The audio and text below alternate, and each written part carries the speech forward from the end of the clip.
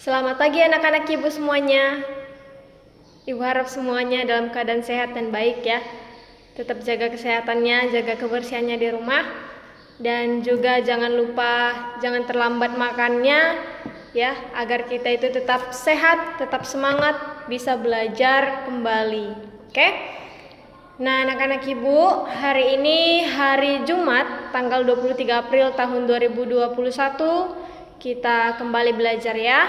Jangan bosan walaupun kita masih dalam keadaan belajar dari rumah, tetapi kita harus syukuri, kita harus nikmati karena kita masih diberikan kesehatan sama Tuhan ya. Nah, anak-anak ibu, kita akan masuk ke subtema 4 di halaman 87 ya. Nah, di sana ada subtema 4 kebersamaan di tempat wisata. Nah, kalian boleh buka bukunya karena di sana sudah ada cerita Adit dan teman-temannya yang berwisata. Nah, kebersamaan di tempat wisata itu bukan hanya kebersamaan kita dengan teman kita, melainkan juga bersama dengan keluarga. Artinya kita bisa bersama dengan siapa saja di tempat wisata. Pasti anak-anak ibu tahu ya tempat wisata itu apa-apa aja. Tempat wisata itu boleh ke kebun binatang, ya, tempat-tempat yang memang bisa dijadikan kita untuk menghibur diri, rekreasi, ya. Seperti juga yang dekat dengan kampung kita, ya, Sinar Gunung, ada namanya tempat wisata Taman Sawah, ya. Ada juga Taman Wisata Air, ya, banyak. Nah, di situ kita boleh bersama-sama dengan teman-teman kita, bersama dengan keluarga untuk bepergian, untuk refreshing, ya, menghibur diri di sana.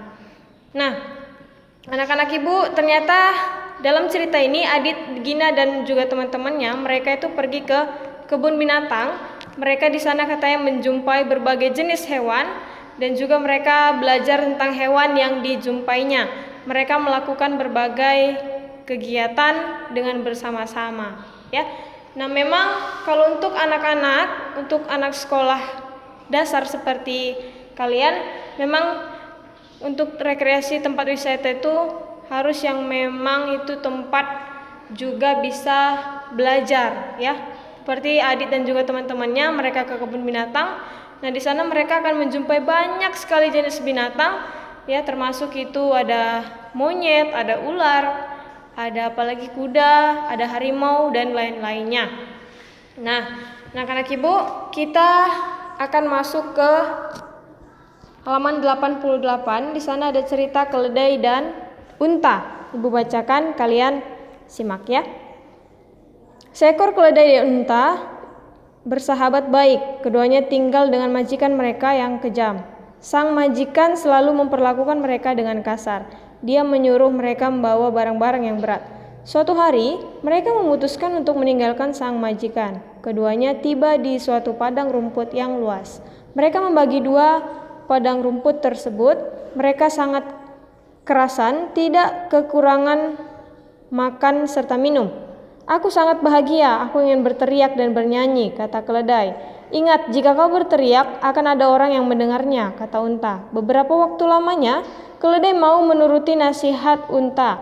Namun akhirnya keledai berteriak dan bernyanyi dengan keras. Akibatnya ada orang yang mendengar dan melaporkannya. Keledai dan unta ditangkap kembali oleh sang majikan. Keledai jatuh sakit dalam perjalanan ke rumah sang majikan. Sang majikan menaikkannya ke punggung unta. Unta kesal sekali karena keledai tidak menuruti nasihatnya. Ia kesal karena harus menggendong keledai. Ketika lewat di jalan terjal dan berbatu, ia membuat gerakan-gerakan aneh. Unta terus melangkah bergoyang-goyang ke kiri dan ke kanan. Akibatnya, keledai terlepas dari punggung unta. Keledai terjatuh dan tubuhnya penuh memar. Nah, anak-anak ibu, cerita ini menceritakan tentang cerita dongeng, yaitu tentang keledai dan unta yang dimana mereka hidup dengan majikan yang sangat kejam, dan terakhirnya mereka bermaksud untuk melarikan diri dari rumah majikan mereka tersebut.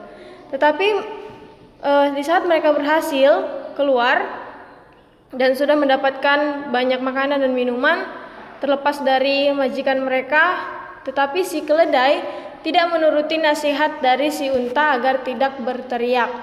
Ternyata keledai sangat egois dan tidak menuruti nasihat dari si unta.